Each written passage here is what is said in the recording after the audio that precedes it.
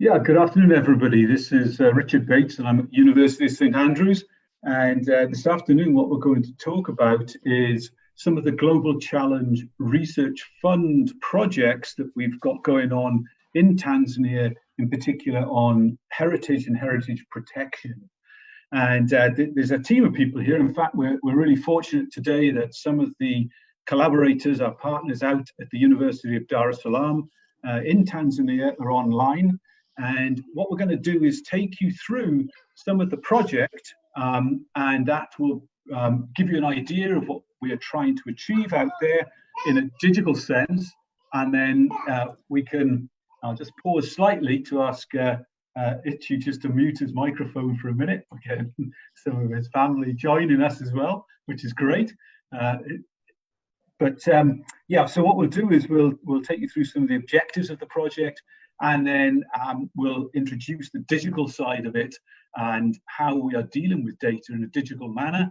And as we go through this presentation, we'll jump in and out, I hope, of some of the digital products and how we're handling that information, not only in terms of how we acquired it, how we processed it, but then also how we're delivering that information back across different media. We'll, of course, see it today across the internet. Great. So Chris is managing this show for us, and I'll get him to move the slides on rather than me controlling it. So if we go on to the next one, just a little bit of background to start off with about GCRF projects, for those of you who are not aware of this type of funding and research related activities. And really what it's all about is it's a UK government, and our part, of course, in Scotland comes through the Scottish Funding Council, and it's about promoting research in countries that are on the Development Assistance Committee list of, if you want, economically developing parts of the world. So, you know, sub-Saharan Africa, which is where we're doing this work here, but we've got countries, you know, all the way across the world, Peru, you know, South America, into the Pacific, etc. So what we're doing in this research is something that is both challenge-led and is interdisciplinary, and it must be collaborative. Collaborative in the sense that we're doing the work with the locals, with the local communities. And particularly this work has to support the UN Sustainable Development Goals, so those 17 you know, global goals that sustainable development aims at. The research also is about building capacity and capabilities in these developing countries. And at times, it's also responding to emergencies or urgent situations in these countries. It's got to sort of meet the drivers of development challenges today. So there are projects on global health, security, urbanization, fragility, conflict, climate change, etc. And what I'm going to be talking about is linked to heritage. So let's move on to the next slide. So the heritage and the project that we're going to talk about today is involving research, and it's about fragile heritage, and it's a focus on long-term preservation and management of this heritage. And we talk about heritage in two different ways. We talk about tangible heritage and also intangible heritage, and both are very, very important to this project, and of course are very important to society. And preservation of these two aspects is very deep rooted in society, in all societies, in fact, not just in these developing countries, but it's very deep rooted in terms of what it says about us, about people. And so helping to both identify and preserve and protect that heritage is very, very important to society, not just in terms of who we are, but it's also in terms of what we can do with it. And of course, that comes into sort of the second set of goals in here, which is about using this heritage in a economic sense. So it's promoting heritage resources internationally, building capacity in communities so that they can benefit economically from them. So what we're actually trying to achieve in the work we're doing is particularly this Tanzanian example is constructing or helping the Tanzanians construct a national integrated digital database of all Tanzanian heritage. And this is something that, in many countries is already been established. We have, but we want to build that capacity in Tanzania so that we can address and help the Tanzanians address this sort of site heritage potential loss, damage, through natural and through human-caused changes. So we've been not only helping with this database and establishing it, building it, establishing it, but also in recording the baseline data to do with that. The project, it's multidisciplinary. It combines art, social sciences, really an equal part. And we use the scientific methods, as it were, to record historical archaeological heritage. We use social science methods to record intangible heritage. And we use technology, which is what we're going to get onto in a minute, to look at the preserving presentation of these parts of heritage. So in a way that we can actually sort of transcend society and age groups in terms of redelivery of that information. So where are we going with this? If we go to the next slide. We're going with this in a way that addresses some of the key things about sustainable development. And I'm not going to dwell on this, but within those Sustainable Development Goals, the SDGs, and the 17 of them all, there's a few that we particularly hit with this type of work. Okay, and it's about quality education and increasing awareness of value of this heritage. But it's also about economic growth, decent work for all. So we're trying to encourage across society a take-up in not just interest, but in terms of what can benefit at a local level from preserving this heritage. And finally, of course, it's about directly addressing some of the conflicts that come up often between development and protection of heritage and the livelihoods that could be associated with it. So let's get on to looking at the specific example in Tanzania here. And if we move to the next slide, I'm actually going to let Dr. Ichambuku from the University of Dar es Salaam take up the story from this point, because he can tell it in a direct sense in Tanzania better than I can. Ichu, can you take over now? Yeah, thanks, Richard, for introducing me and introducing the work that we are doing in Tanzania. So my name is Elgirius Ichumbaki, and I'm one of the academic staff at the University of Dar es Salaam in Tanzania. Next slide, please. Yeah, so I'm trying to tell what we have been doing, but before that, I want to bring to the attention of each of us that the local communities, whenever, not necessarily in Tanzania, but almost across the world, they are potential stakeholders of heritage sites, and they day-to-day interact with these sites, and therefore the survival of the sites depends on each and everybody in that particular local community. And when we do our research at those sites, we have to collaborate with them, work with them so that they get sense of what we are doing, and they are in the possible to cooperate so that they can protect the site while we are away. And there is one of the scholars who says actually the local communities are the first among others, in the sense that we should respect them so as they can take lead into heritage management and other. And if they are first on heritage protection, then we need to give them the first priority and make sure that they collaborate and participate in all aspects of the research we are doing. And so using some examples from Tanzania, where we have been working, St. Andrews and Tanzania team, I will give some examples showing how the local community is very important in heritage protection. Next. So some of the local communities in Tanzania, they have been segregated from doing or taking part in research. And we see at some of the heritage sites, some local communities are really demanding equal partnership. And they are saying enough is enough. They want to take control of the site. they also need to get some income through the research projects and the tourists that are being visiting the site, so that they can get some income to facilitate and enhance their livelihoods. Next slide. Yeah, so there are a couple of examples we can give, but one example comes from northwestern Tanzania, where Professor Peter Schmidt has been doing research on archaeometallurgy almost for 40 years.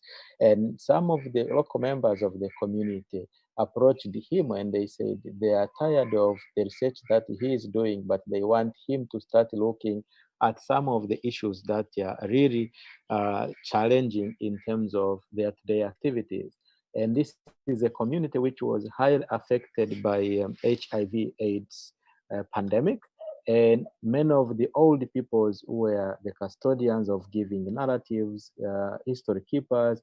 They were getting old and they could die within a very short time. So they wanted to take record of these narratives from the local people, that meant the local people, and that's how Peter Schmidt started to engage the local community, record the local narratives, record the local history, which the local people think they are important and they need the future generation to know them, apart from the archaeometallurgy that he was dealing with.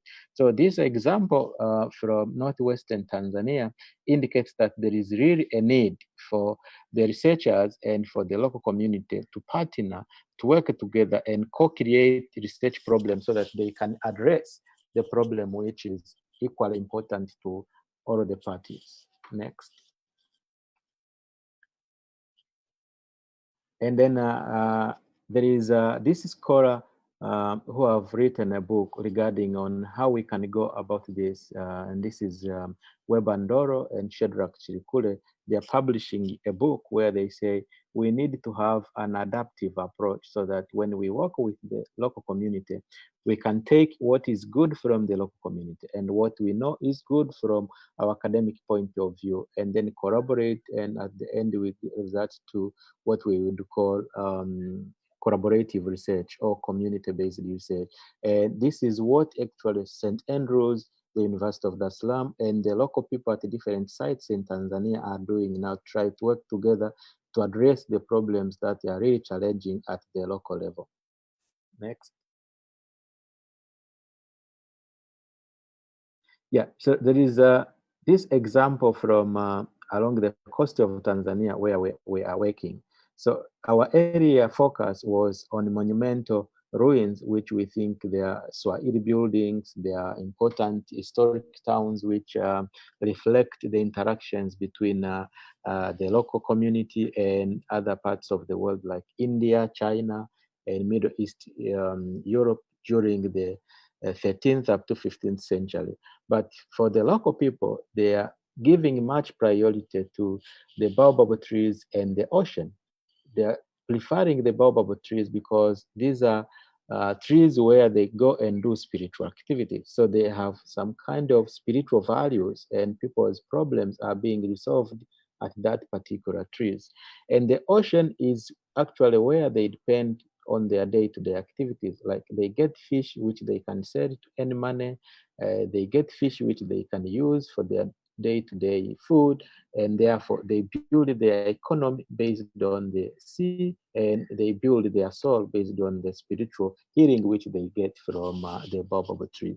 So when we approached them trying to ask what kind of heritage they would need to be documented, to be protected, shared, and transferred to the next generation, they said the ocean should be protected, and the baobab trees which provide spiritual healing should be protected as well. And these are things that have never been in the law in Tanzania when it comes to heritage protection. The focus has been on caves, on monuments, and on historic buildings, but we have not been able to pay attention to the baobab trees and to the ocean, and therefore the local communities are not participating much in protecting the monuments because they are seeing like what we desire to protect is not perpendicular with what they themselves want to protect. And therefore, by engaging the local community, we can all come together, work with one another, and be on a line that will bring each and everybody together. Next. Yeah, so there is an approach that we think is very, very important, and this is what we have been doing. For instance, at the local level, there is participation of local communities. In Kirwa, for instance, and Bagamoyo, we have groups of women who are participating in the research of recording heritage, including intangible heritage, but they also protect the heritage. They're reporting on what is happening at those particular sites. We have also been able to establish community enterprise where groups of women and youth engage in guiding tourists. They also make crafts which they sell to the tourists visiting the site. Unfortunately, because of COVID-19 pandemic, these projects, local projects of selling products to the tourists, to the visiting people, have really been affected because there are no people visiting the sites. But again, we are trying to establish heritage on a world stage in the sense that people are coming together to community events where even non-local people are coming to those events, they are participating, and we are sharing ideas on how to move forward. And then at the national level, what we are trying to do now is to establish the first Tanzanian digital heritage database where we want to have both tangible and intangible recorded within this database. Also, some kind of marine sites and those on the mainland, they are being recorded to put it all together into the database. And we want to have an app based so that everybody can come. Training in digital techniques is also part of the process. Like last year in September, we had some trainee from the Ministry of Natural Resources and Tourism who were all together in St. Andrews to learn some ABCs of how to maintain the database so that even after the project ends, then there is sustainability in the sense that they will be able to keep on updating the database, adding some new sites, collecting some information, and also updating it by popularizing with new data, including new findings that might come from different research groups at all sites. Next.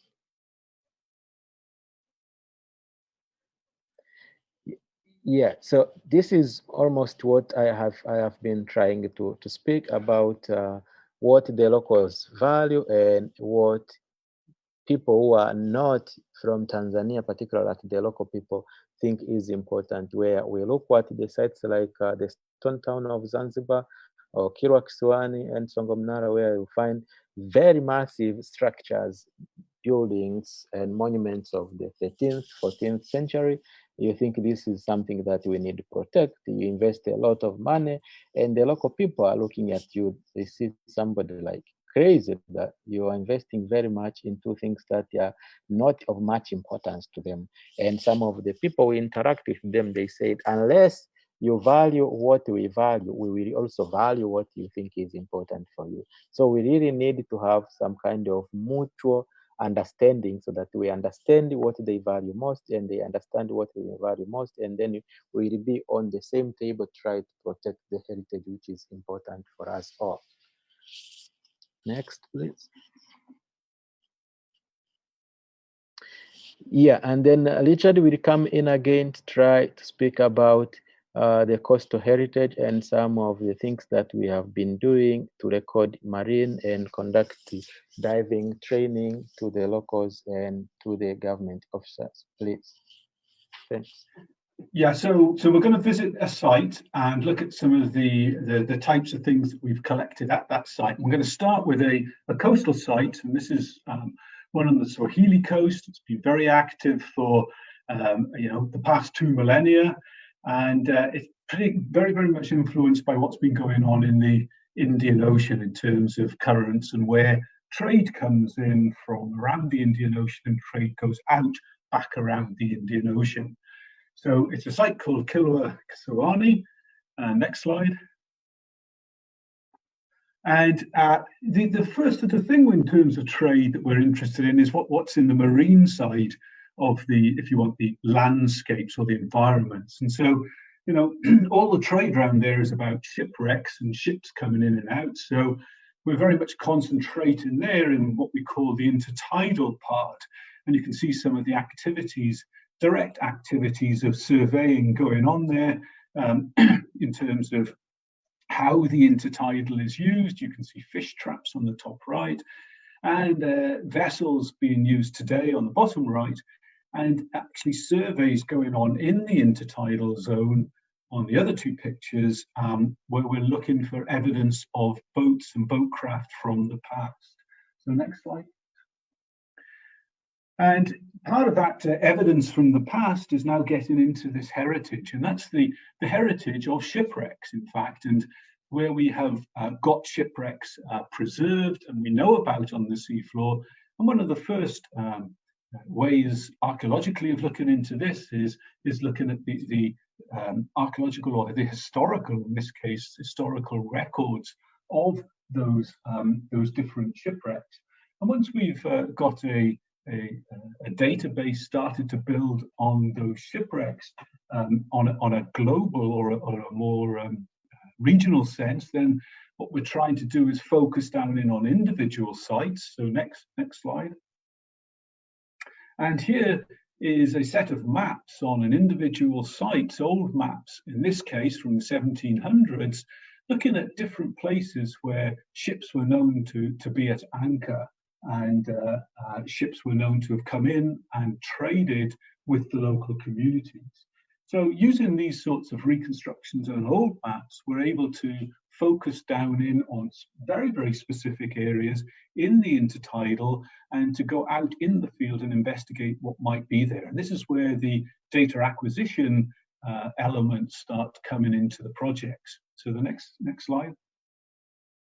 And you can see us out there on the intertidal zone. This is actually a coral reef that is exposed at low tide, particular dangerous places for any types of ships and ship passages.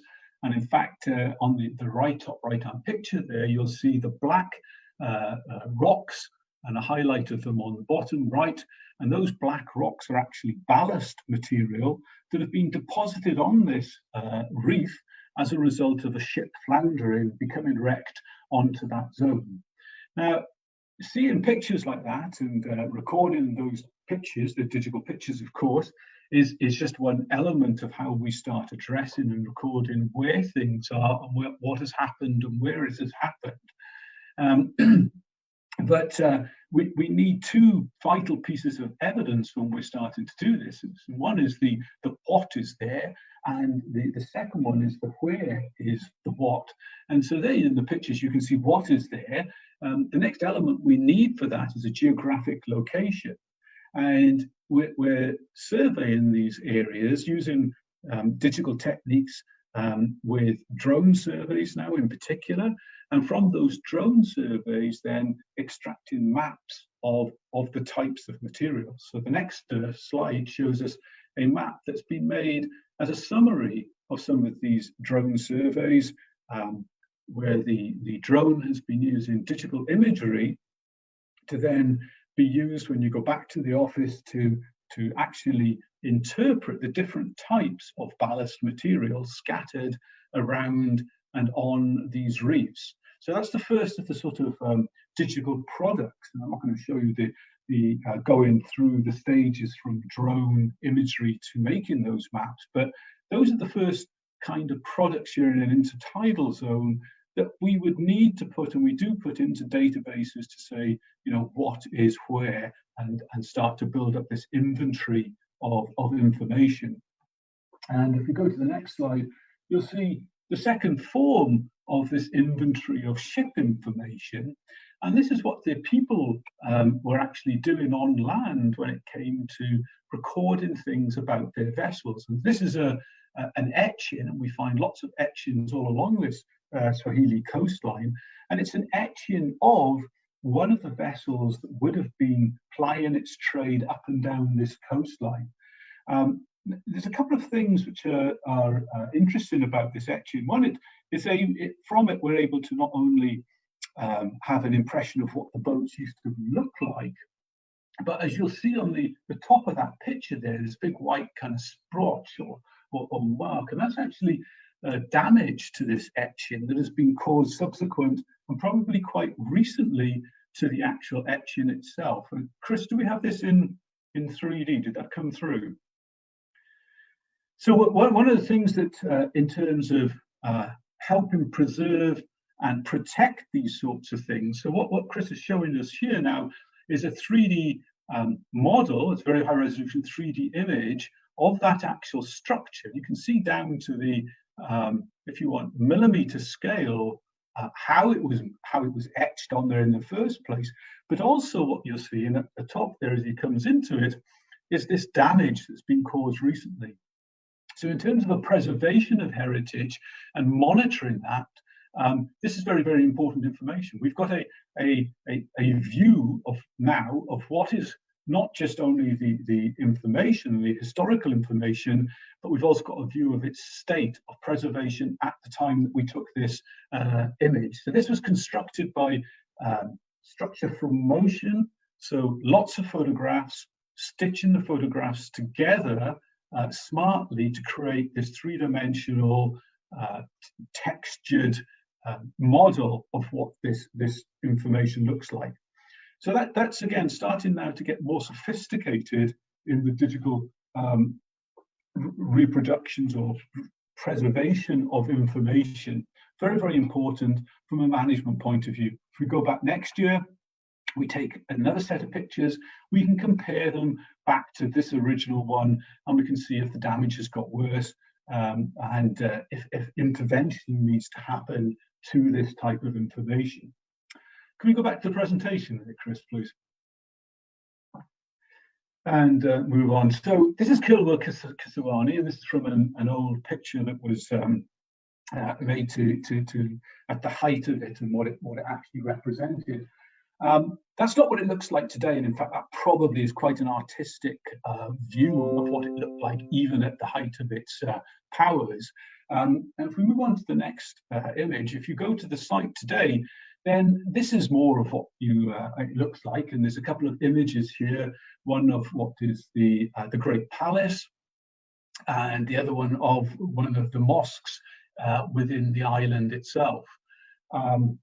Now, both of these were acquired from drone imagery, and of course at this scale we can also use drones to map in very, very high resolution the areas, and from those maps also produce three-dimensional models. So this again is a way of us helping to not only see what's there, but actually produce a product that we will be able to use to manage or to at least to recognize when change is happening.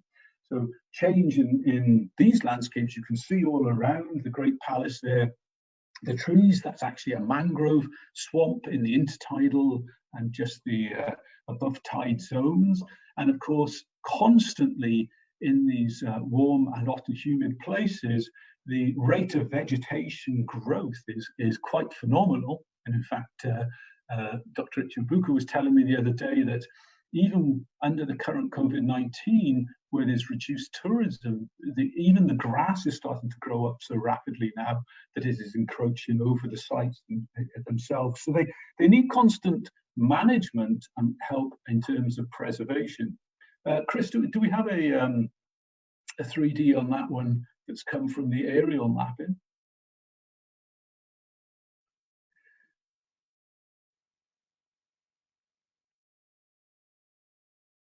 So what we can hopefully show you is how this is stitched together to make a model that can then be used, as I say, to manage, to at least to record the change, and then hopefully get into a management sense of what is there. Actually, as Chris is going into this now, what he's showing you is the product, the digital heritage database that has been delivered to the Tanzanian authorities, to the through the University of Dar es Salaam, and it's a way of anybody being able to go in and see the information on each site, but also in the background to this, a way that the professionals in Tanzania can manage their heritage. You see all those little flags. Each of those represents a place where there is heritage information of lots of different sorts. And as I say, we're zooming in now on the right-hand side to the three-dimensional model of the palace there. And you can just get not only a much better feel for what the place looks like, but if you were a manager and you had repeat surveys like this, you could also then see how the vegetation was growing around the site. If the sea levels or if the coast was starting to erode in one place more than another, you could also see and manage that. So a very good way of a professional managing the site, but also a really good way of anybody looking at these places, getting interested in them, and starting to engage with the sites as cultural heritage places.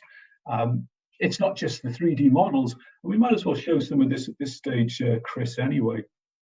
The types of information that are in this digital database are not, of course, just these 3D models, but you can put into here as many and as varied a type of digital information as you can think of. So if you've got, for instance, particular artifacts or objects that have come from sites, you can put that information into here as a digital file. It could be a 3D digital representation, a model of that artifact. It could be a set of pictures. It could be a video of the artifact. You can put in site descriptions, saying, you know, what a place looks like, what is in it. You can put in there intangible information. So if there is a recording of a story that somebody has from a certain place, or associated with a certain place, that can be recorded and put into this digital database. So it's intended as a tool for managing, recording and managing the heritage information about, in this case, a country, but it's also a tool which allows a visitor to go in and look and see what is it like at these different places. And that visitor could be not just an international tourist wanting to come and visit the country, which is very nice once we have lockdown lifted, but it's also the local people. So you can put into this what is important to both a non-local and a local. One of the neatest things to see to get you interested in sites is 3D images of what's there. Do you have some of those up that we could zoom into, perhaps from Kilwa, Chris?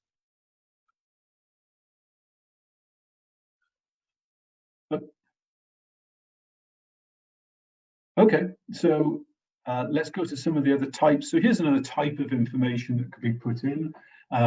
This is a 3D view of an object. In fact, this is a hand axe that has come from one of the sites that we visited earlier this year. And again, you can see how the digital information is being portrayed in 3D at very high resolution on here, in terms of not just understanding that artifact, but people appreciating what it is and where it's come from.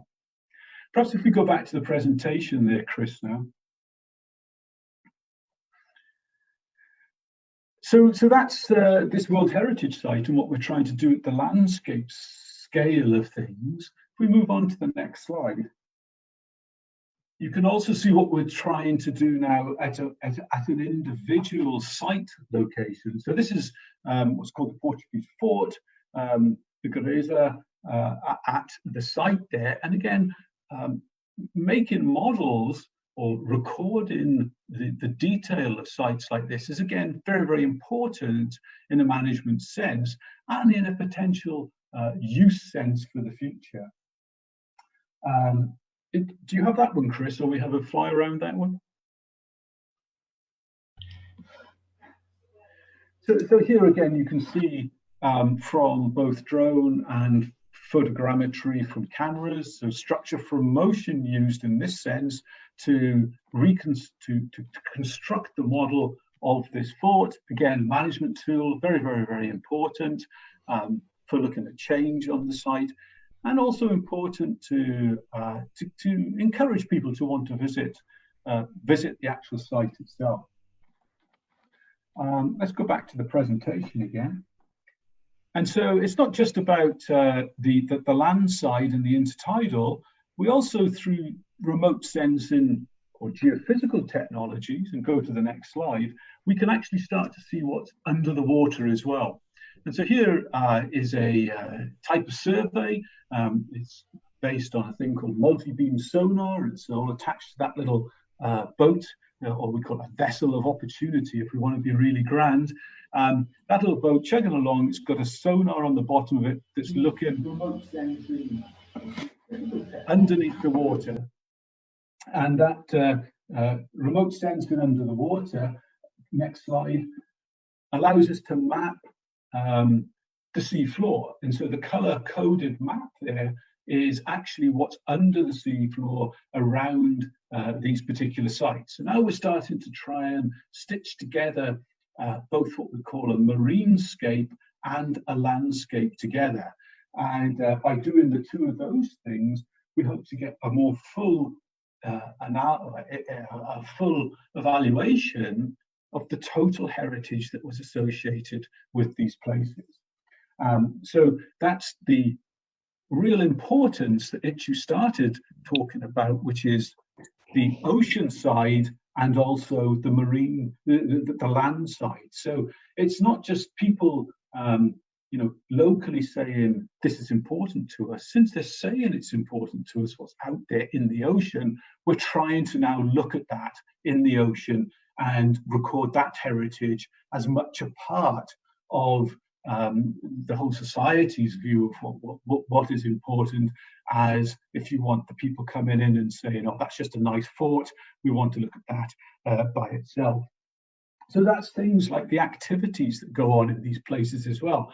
And of course, the look into the ocean, the activity that's gone on more than ever in a local sense for millennia, of course, is fishing. Next slide. And you can see here the modern day fishing activity of making the nets.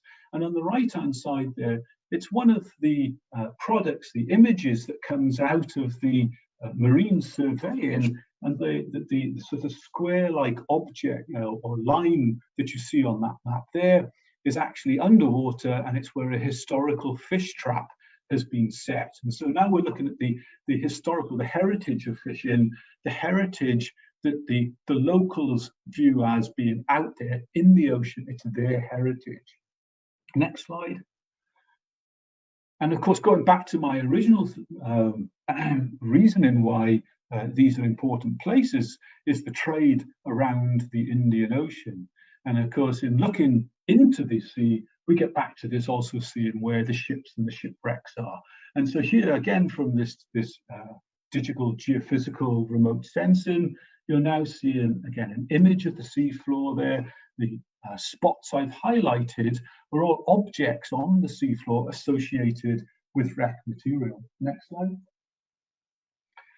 And of course, you need to actually go in the water to see what that is and see what that particular information, rather than just be in a digital format from a geophysical survey is. And so here's a team being trained up a couple of years ago by St Andrews and the NAS, which is the Nautical Archaeological Society, in underwater archaeological survey work. Next slide. And you can see them in practice there, and also rising from the depths with some of the results of the archaeological survey. And so again, now you've got another form, you've got artifacts coming back that, yes, they are physical things that you can show there, but being able to get to show everybody physical things is not always possible. Next slide. And so what we're also doing underwater is recording things, and you can see here very simple type of recording on the bottom using sketches, but on the right there and on the two pictures, we can also apply these structure from motion reconstructions to produce models of what the objects are on the sea floor. So this way will allow us the ability to show not just people who can dive what's down there, but we can also show anybody who's got access to these digital files what it looks like and what these objects are like without having to bring them to the surface. Fortunately, I don't have any of the 3D structure from motion of these data sets to show you. Next slide. But I think in some of the course before now, that some of the data that Alan's been showing you, here you can see some objects. Again, these are the ones that the divers brought up. For everybody to go and see those and to handle those is not possible. In fact, handling them is not encouraged by any means, but digitally we can recreate those. And so anybody could then go and experience what they are about.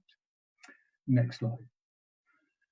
I've already talked about the National Digital Heritage Database, so I'm not going to go back into that again, other than to say that this is an ongoing deliverable.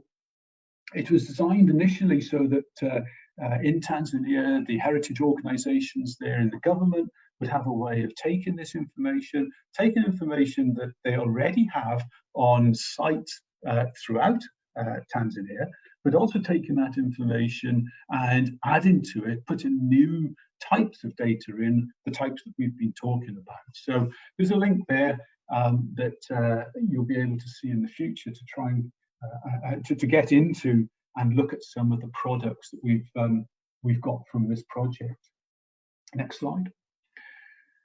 And before everything got shut down, we were fortunate enough to go out to not just some of these coastal sites, but to other sites, in particular key sites that are spread throughout Tanzania. And there's 4 sites here that we might just jump into, just looking at some of the digital products that we've been working on to try and get this database full of the important baseline information. Olduvai Gorge, of course, where the Leakeys originally investigated, one of the most famous sites in Africa, in fact, one of the most famous archaeological sites in the world. Isamila is a stone tool factory, and you can see that with the chap in the middle there holding a rather large, what they call a hand axe, although I don't know quite what sort of hands, how big your hands would need to be. In fact, he's standing on a bed of rocks, many of which are stone tools.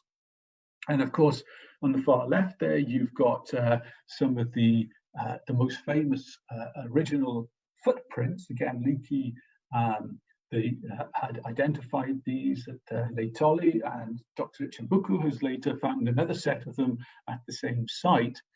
And from the center of Tanzania, Kondoa's rock art, which is an extensive area of these rock and sort of cave type paintings that stretch over many centuries, that also has one of the more famous sites in Tanzania. And some of these, I think, Chris, that you can show us some of the products, digital products that we've been working on, and that again would be added into this sort of database.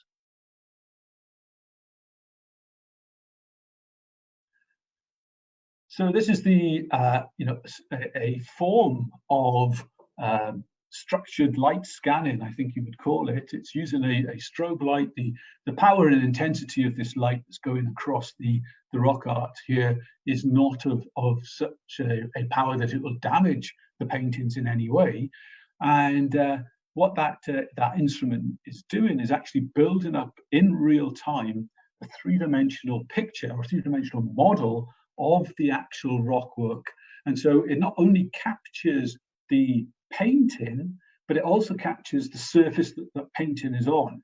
And again, 2 very, very important aspects of doing that type of work, because you want to be able to, again, assess what is there now and assess what sorts of change might happen or might be happening with that over time.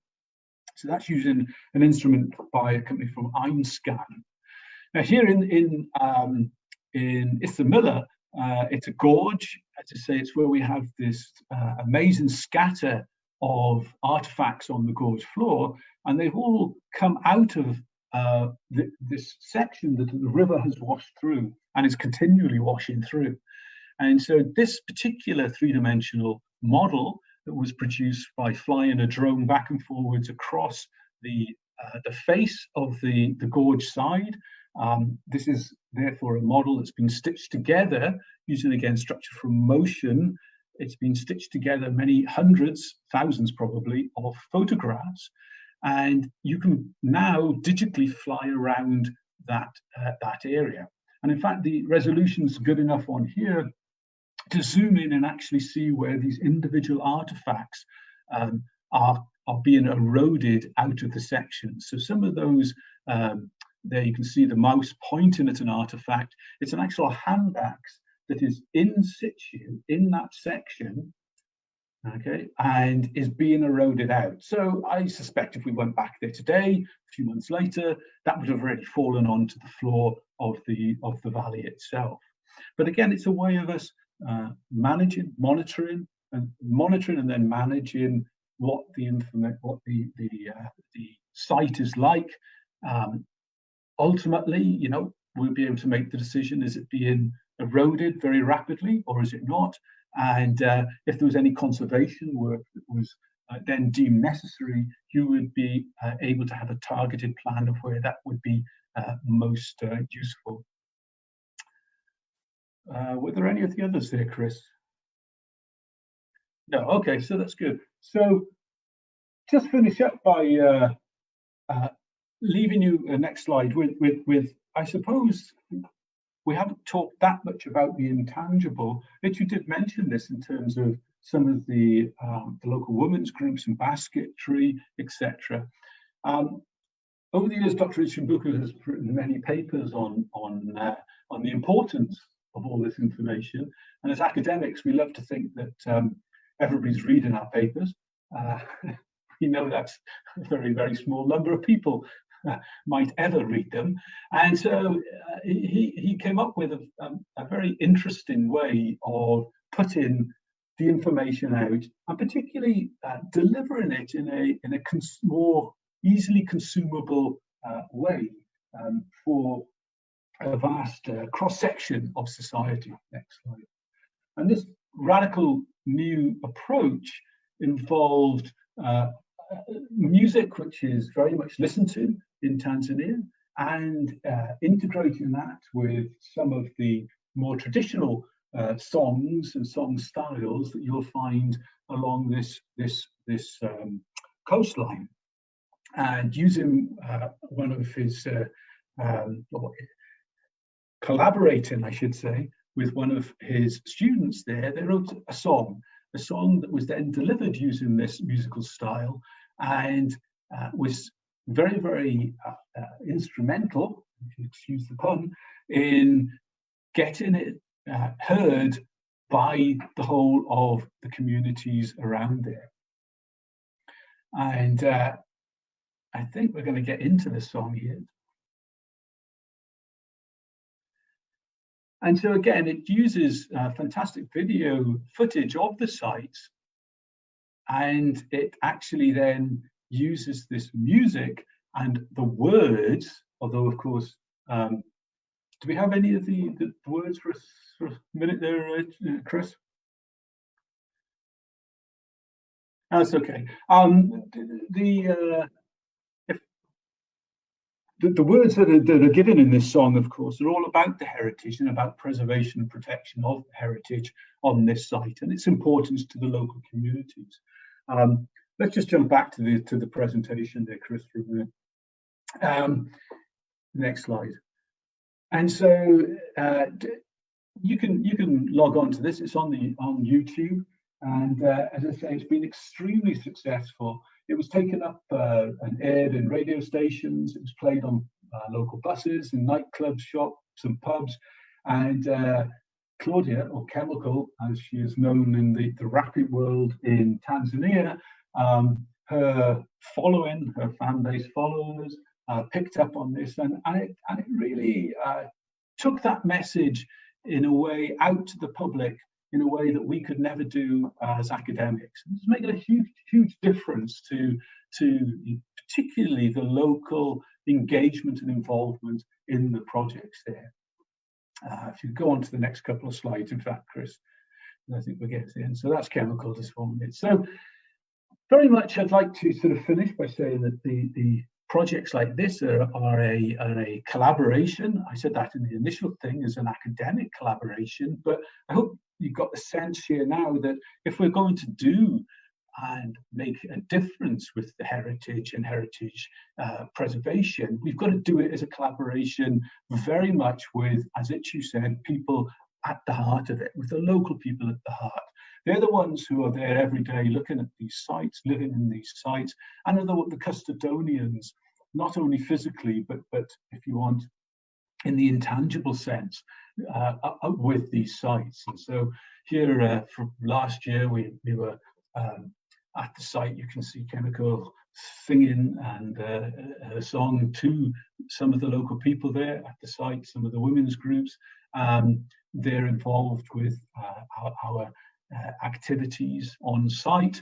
And next slide. And some of the products the intangible products that they are now researching and now in reproducing, in a sense, to keep that side of things alive. Next slide. So we've achieved a fair amount over the last couple of years in Tanzania. The database has been taken up by the government. It's involving tangible and intangible aspects. It's both terrestrial and marine. We have got government interaction in it, and we've got access with the government putting products into it, starting to use it as a tool.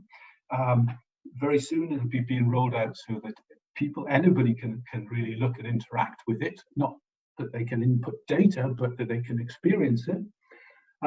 We've got professionals out there who are now actually doing the digital techniques themselves. We've been recording data at a number of very, very key sites that we have identified and know that we have to go back to because of some pertinent issues with preservation at these sites. We did hope to hold workshops, in fact, in the next month to increase awareness about this work out there. Of course, that's not going to happen apart from online versions like this. And the final thing that we were hoping will come out of this project is helping to establish not only the digital but also physical museum type displays in the country, and we still hope that that will be possible. So I'm going to finish there, and I'm not sure how you want to manage any questions, Alan and Chris, that might come through, or whether there have been any coming through on chat while we've been talking. But if not, then I would thank anybody who has been listening to listen into this. There are places you can go to online to see the products. I absolutely encourage you to go and hear Claudia singing. The song and the video is well worth watching. And there are some other links, I think, that Alan has posted through Facebook that you can follow some of the other outputs from this project.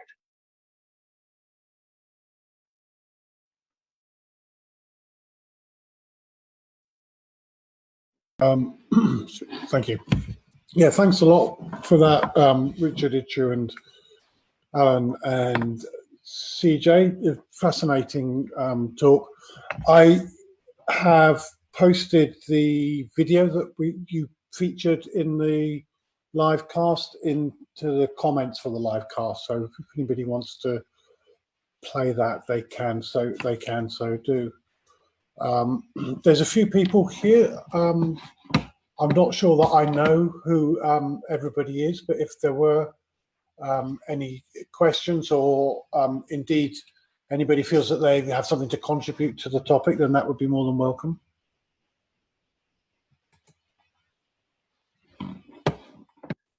Well, if I jump in there, I see somebody, Aaron, has asked why 3D scanning of the artwork is needed as opposed to just photography in order to track down. Yeah, it's about the scale and the resolution of it, and I think it's also trying to understand the structure that it's on, because once you're taking a photograph, sometimes the detail of little runnels on the rockwork, where the rain might come down, you can sometimes lose those. But having a three-dimensional model you can sort of zoom in and out of, you get a better understanding of that structure, particularly the rock structure. So we were noticing out at the time when we were doing this, little bits of the rock in certain parts were flaking off and more susceptible to flaking off than other parts. So I think without having that kind of three-dimensional capturing, we might have missed that if it's just a straight photograph. But yeah, I think it's mostly that we used it. Yeah, that's a very, very good and pertinent question for it. So the session that we've had will be up on Facebook, so you'll be able to return to it, or even, you know, it would be nice if anybody wanted to share it. Perhaps you know of people. So here's a couple of questions. So Alexander is wondering if the database will be available for public access, and Julius, is the project going to cover more sites in Tanzania, or is it just focused on these 5 sites? Yeah, no, I mean, it's the database is intended as, it's a twofold sort of, well, that's for multiple users. I mean, the primary thing is that the heritage antiquities want to have something to be able to manage sites, so that's the primary reason. But the way that Alan's group has built the database is that it can have a tiered access, and so the intention is that there is a sort of, if you want, a top level tier that will be globally accessible as almost like a tour guide or a tour book of heritage sites throughout Tanzania. And in fact, we're already building one in Malawi as well. So the idea would be that these sorts of things are accessible by as many people as, well, by anybody. So there's that level of accessibility. Obviously, at that level, you will just be able to go in and see the products, to see the information, but not able to interact with it in terms of obviously changing anything. I mean, at the very opposite end of that, there are the heritage practitioners, the professionals who are managing that in the country, who will be uploading, downloading, changing data, whatever, or products that are in there and out of there. So yeah, so that's the level of access that is intended in there.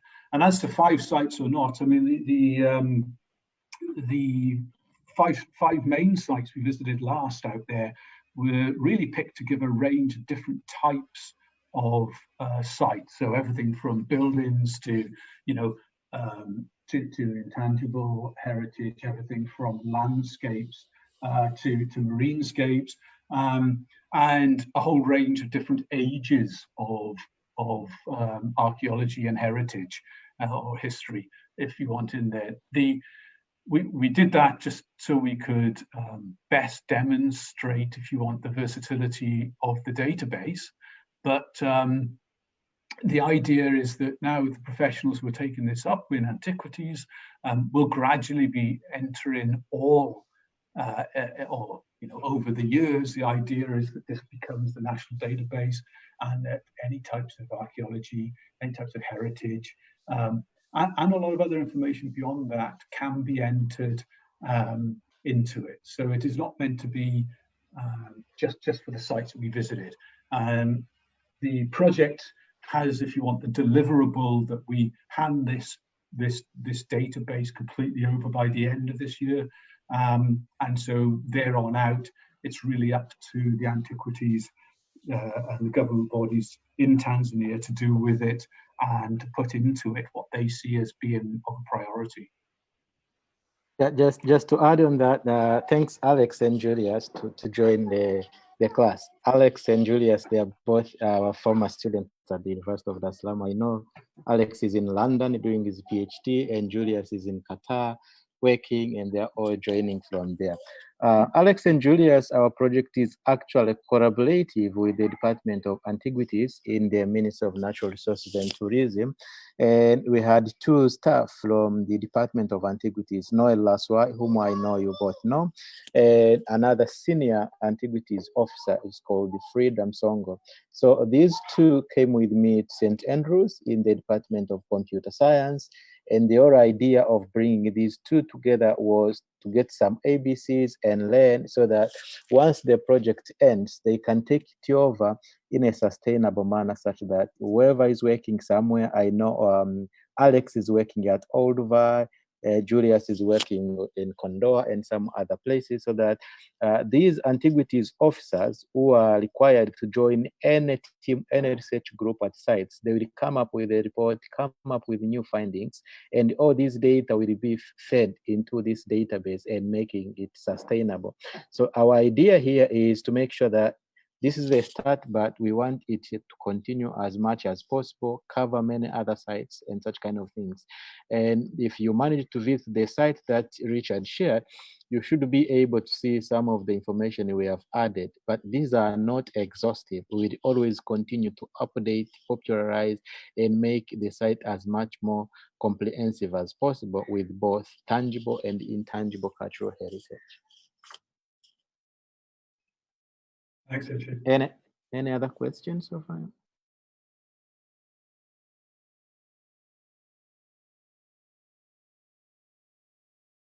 There's some great footage of seeing that.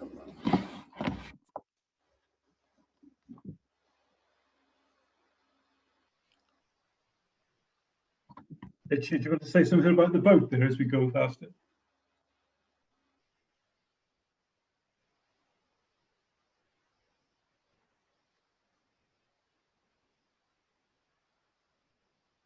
Somebody swimming. The boat actually is also part of a GCRF project run out of Nottingham University. And it's all about the traditional crafts of building these boats, which of course have been built on this coastline over millennia and used in traditional fishing practices out into the Indian Ocean. So this has been hollowed out of a single tree trunk that is being carved in all by hand tools, and is used to fish in these types of locations. So it's a living heritage, if you want. It's crafts that have perpetuated through millennia, skills that have been passed down one generation to the next, and is actively being practiced today. So it's parts of things that disappear as parts that are preserved, and that very much is a part of this coastline. Sorry, Richard, I think I missed that. I was off, but the boat is also funded by the GCRF funding, which is based at the University of Nottingham, and I have been supervising the making, the way it was made traditionally, and we have produced a video, which will be out soon, and a paper on how the traditional making of this boat goes on. But also this boat making has been part and parcel of supporting local community and what the communities desire to be protected. As you noted in our earlier presentations, we said the local people regarded the sea as important heritage to them, and therefore all things that are associated with the ocean, with the sea, they need it to be protected. And so as part of doing that, we started from the scratch to build the boat, and we have also formed an association which is now trying to take tourists by using these locally made boats, and people have it very much before the COVID-19 pandemic. But it's part and parcel of protecting heritage, living heritage, the skills of boat building, and this association is also giving some ABC, some training, vocation training of boat building along the coast of central Tanzania, and this is in Bagamoyo, where each and everything is happening now. That's right.